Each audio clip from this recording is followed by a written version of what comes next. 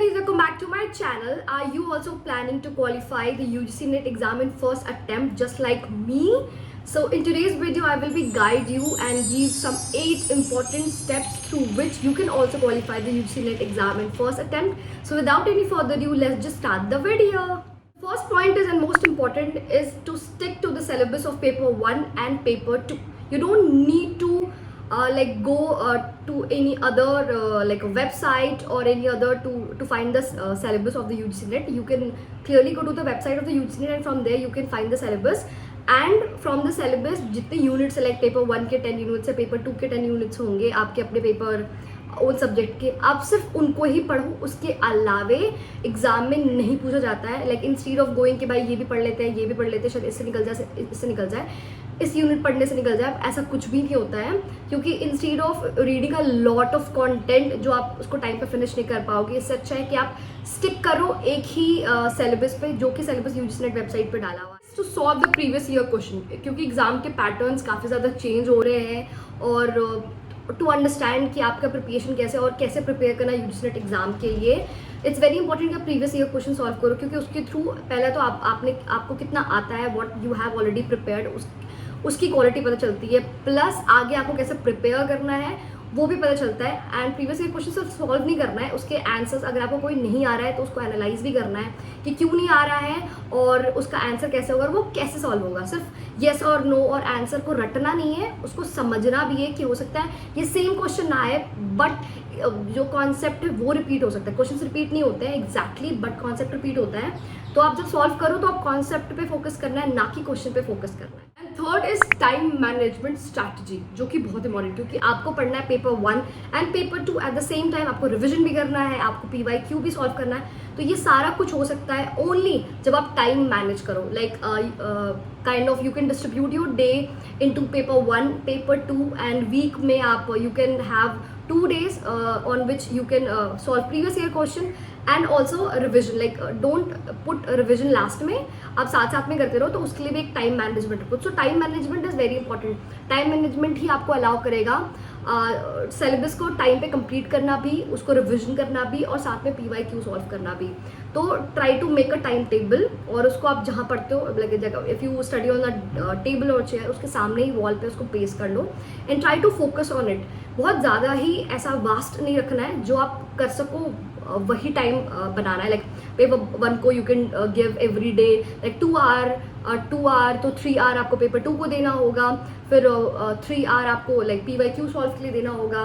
Paper 1 paper 2 मिला के हफ्ते में आप 2 दिन उसको रख सकते हो, आप 1 दिन रिविजन के लिए भी रख सकते हो. तो टाइम मैनेजमेंट स्टार्टिंग से ही करोगे, like first day of your preparation till जब तक आप प्रिपेयर नहीं हो जाते हो.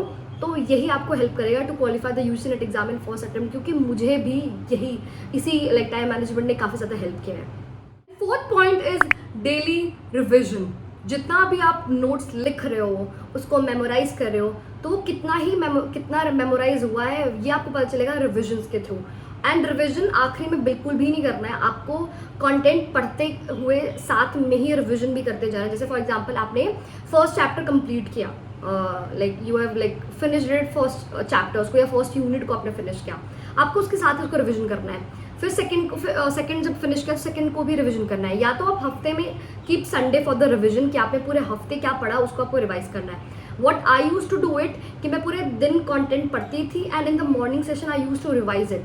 क्या होता है मॉर्निंग में बहुत फ्रेश होता है. मॉर्निंग डजंट मीन कि 6 o'clock आप जब उठो सबसे पहला काम आप कल आपने जो कंटेंट पढ़ा था उसको पूरे कंटेंट को आप रिवाइज करो. रिवीजन में आपको हार्डली 1 से 2 घंटे लगेंगे तब जब आप कंटेंट को तुरंत कर रहे हो. क्योंकि अगर आप फॉर एग्जांपल आपने एक साथ पढ़ लिया 4-5 महीने और आप लास्ट में रिवीजन करने जा रहे हो तो चीज़ों को रिकॉल करने में बहुत मुश्किल होने वाला है. अगर आप साथ में रिवीजन करते जाओगे तो लास्ट में भी जब आप एग्जाम से कुछ टाइम पहले 1 वीक और 1 मंथ पहले जब आप रिवीजन करोगे वो रिवीजन बहुत क्विक और बहुत फास्ट होगा. आपको बहुत ज़्यादा प्रेशर नहीं लगेगा अरे यार मैं ये भूल गया, मैं ये भूल गया, क्योंकि आपने सिर्फ आप पढ़ते गए, आपने रिवाइज तो किया ही नहीं उसको. तो इट्स इंपॉर्टेंट कि आप डेली रिविजन करो. And fifth point is short tricks. जो नोट्स होते हैं काफ़ी वास्ट होते हैं, कुछ कुछ चीज़ें होती हैं जो आपको याद नहीं होती है, उसको याद करने का बेस्ट तरीका होता है कि आप शॉर्ट ट्रिक्स बनाओ. What I use to do it कि जैसे पेपर 2 जो मास कम्युनिकेशन है उसके कुछ कुछ डेट्स नेम्स होते थे, बुक्स के नाम होते थे जो कि बहुत मुश्किल होता था उसको रिवाइज करना, उसको हमेशा याद रखना. तो what I use to do it कि मैं ऐसे शीट्स लेती थी.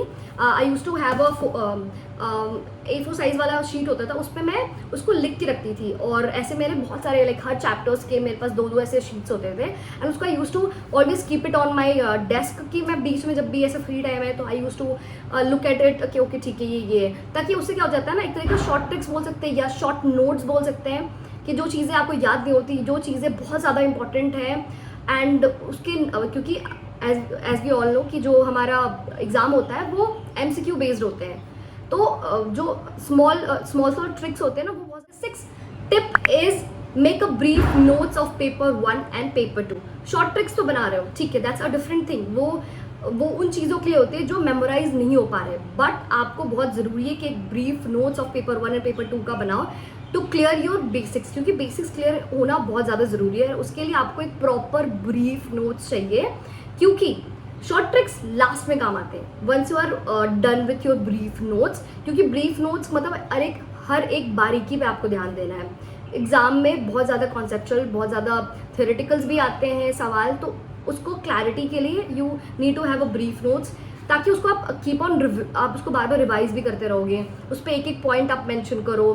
जब आप नोट्स बनाओ तो सबके नोट्स बनाने के तरीके अलग होते हैं. Don't copy of others. Like अगर आप ऑनलाइन पढ़ भी रहे हो, स्टिल जब आप पढ़ रहे हो, लेक्चर सुन रहे हो, तो उसको आप अपने नोट जब लिखो तो अपने हाथों से. And 7th point is daily study planner. अगर आपको UGC नेट क्वालिफाई करना है फर्स्ट अटेम्प्ट में, तो आपको डेली पढ़ना होगा, डेली प्लान करना होगा. लाइक हर दिन का you have a plan, like कि मुझे आज पेपर 1 का ये यूनिट फिनिश करना है, पेपर 2 का ये यूनिट फिनिश करना है, मुझे इसमें ये क्वेश्चन सॉल्व करने हैं, मुझे इसमें ये प्रॉब्लम थी. तो आपको डेली ही प्लान रखना होगा. लाइक आप स्मॉल गोल्स बना सकते हो, एवरीडे बेस पे गोल्स बना लो, या तो आप टाइम बेस्ड पढ़ सकते हो या तो गोल बेस्ड पढ़ सकते हो. This is the 2 way you can study. Goal based as in कि ओके आज मैं पूरे दिन में मुझे लाइक डाटा इंटरप्रिटेशन को मुझे फिनिश करना है for paper 1. Paper 2 mass communication में मुझे आज इस यूनिट का ये वाला जो सेक्शन है उसको फिनिश करना है. आप ये कर सकते हो पहला. दूसरा what you can do is like कि भाई मैं like I study 4 hour for paper 1 and 5 hour for paper 2, जो भी like having a break in between also. Obviously don't study for a long durations. तो every day study plan हो जाए, क्योंकि every study plan जब आप fulfil करते जाओगे, in a way you will see at the end कि आपका जो बहुत बड़ा जो मेन गोल आपने किया था वो ऑलरेडी सक्सेसफुल हो गया. Last but not the least, focus on your strength. When you're solving PYQ, when you're reading, when you're doing revision, you know what's your strength. For example, my strength, I know कि मेरी teaching aptitude, research aptitude is my strong point. For mass communication, my strong point is film studies, my strong point is mass communication, my strong point is theory. तो मुझे पता है this is my strong point. तो अपने strength को और strong बनाना है, उस पर ज़्यादा फोकस करना है, क्योंकि एटलीस्ट जो आपको आ रहे हैं उसको अगर आप सॉल्व भी करोगे तो you can qualify the UGC NET exam. आप उस पर भी क्वालिफाई कर सकते हो. तो आपकी जो स्ट्रेंथ है उसको और स्ट्रॉन्ग करना है. 8 points that help me to qualify my UGC NET exam in first attempt, and I am sure आपको भी हेल्प करेगा. So do let me know in the comment section कि आपको कैसे लगे ये points and how is your preparation going on. And if you like this video, do like, share, subscribe, and in next video I'll make a video how to qualify the UGC NET exam, how to prepare in coming 1 month of the exam. Till then, lots of love. See you in the next video. Bye bye.